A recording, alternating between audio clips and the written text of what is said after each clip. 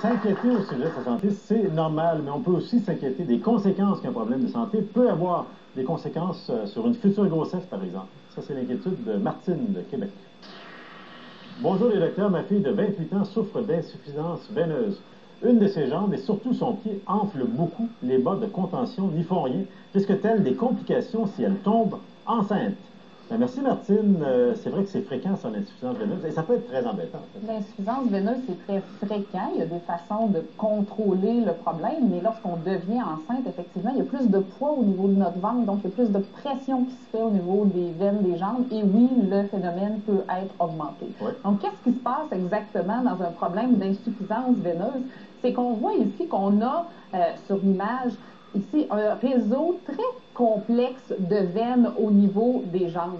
Et ces veines-là, si on en agrandit une ici, ce qu'on voit, c'est qu'il y a des petites valves.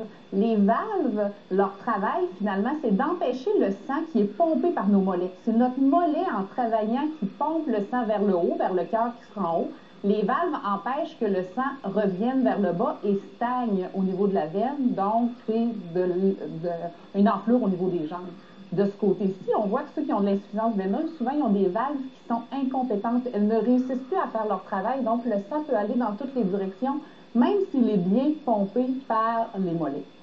Mais en cas de grossesse, à ce moment-là, souvent, comme la fille ici va en parler avec son médecin, va voir s'il y a des choses à faire, tout ça, puis s'il y a vraiment des complications, le médecin va pouvoir le voir. Effectivement, c'est le gynécologue qui est le maître d'œuvre pendant la grossesse, donc va évaluer si la personne qui est enceinte, une personne qui a une insuffisance veineuse enceinte, a des douleurs, des lourdeurs au niveau de ses jambes. Parce que c'est ça que ça donne comme symptôme, l'insuffisance veineuse, c'est qu'au-delà de l'aspect esthétique, on a vraiment une impression de lourdeur au niveau des jambes, une fatigabilité importante. Surtout les gens qui travaillent debout toute la journée, ça peut être très embêtant. Et c'est le point majeur. Donc, ce qu'il faut faire, c'est éviter les positions debout, immobiles, statiques. Il faut être actif physiquement. Qu'on soit enceinte ou pas enceinte, il faut vraiment s'activer, faire des bonnes marches rapides, faire un petit peu de course, faire du vélo, des choses qui vont activer notre musculature au niveau des jambes pour compenser un peu cette insuffisance-là au niveau des petites valves. On va mieux pomper le sang à ce moment-là pour l'aider à remonter. Et les médicaments ne sont pas vraiment utilisés dans ces contextes-là, bien que la personne réfère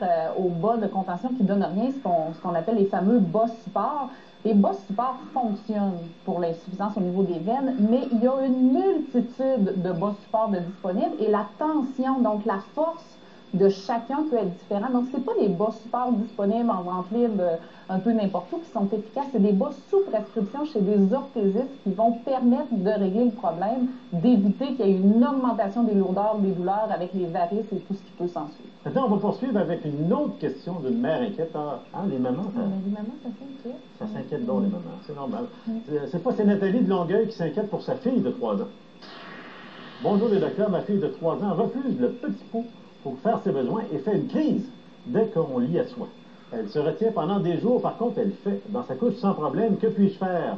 Merci Nathalie. Je pense que c'est un problème que tu dois voir assez souvent à ton bureau. C'est vraiment du pain quotidien, ça. Mais ce que je vais dire à Nathalie, elle n'aimera peut-être pas ma réponse, mais c'est de lui laisser sa couche pour le moment. Ça ne sert à rien de vous battre. Et plus vous allez vous battre à la soirée sur le petit pot, pire ça va être, puis plus longtemps ça va durer. Lâcher prise. C'est vraiment ça qu'il faut faire. Oui, non, mais tu rigoles, mais les parents sont tellement anxieux de voir leur enfant pas être capable d'aller sur la toilette qu'il faut vraiment prendre du recul puis la laisser tranquille. Est-ce qu'il y a un âge où... à un moment donné, c'est toujours qu'à 16 ans sont propres. Mais moi, ce que je dis souvent aux parents, j'ai dit, à un moment donné, j'ai dit, prenez du recul, laissez une pile de couches, les fameuses culottes qu'elle est capable de mettre elle-même, puis à ce moment-là, elle a ses petites culottes. Quand elle décide d'aller à la toilette, elle va mettre sa culotte, elle va faire son donc, de reconnaître le comportement. Oui, exactement. Elle ressent le besoin, tout ça. Souvent, ils vont s'isoler dans un petit coin, ils vont aller soit derrière le sofa ou dans leur chambre, ils vont faire ce qu'ils ont à faire, et après ça, ils vont revenir, puis je dis à la maman à ce moment-là, ou au papa, parce qu'il y a des papas aussi qui s'inquiètent, dit, ben, vous n'êtes pas obligé de la changer tout de suite, là. Elle peut rester là un petit bout de temps, là.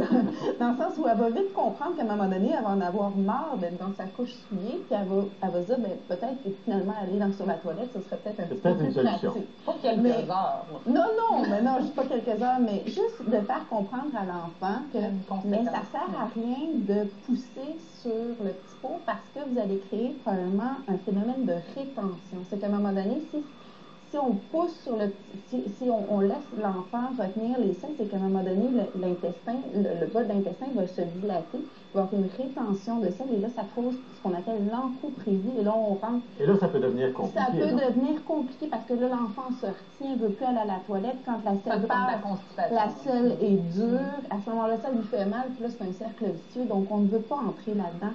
Ça ne sert à rien de forcer un enfant à aller à la salle de bain. Vraiment, c'est de vous désinquiéter, de relaxer. En fait, il n'y a pas d'urgence à devenir propre. Ça va arriver. Faites un petit peu de tour de temps. La pression ne vient pas souvent. La pression vient de l'extérieur, souvent de la garderie. La matante, la grand-mère. Exactement. Laissez les gens parler. Allez-y à votre rythme. Ça va arriver un jour. Exact. Maintenant, j'espère qu'on va avoir calmé plusieurs de vos inquiétudes. Mais pour ceux qui s'inquiéteraient du conseil des docteurs, on vous le donne au retour.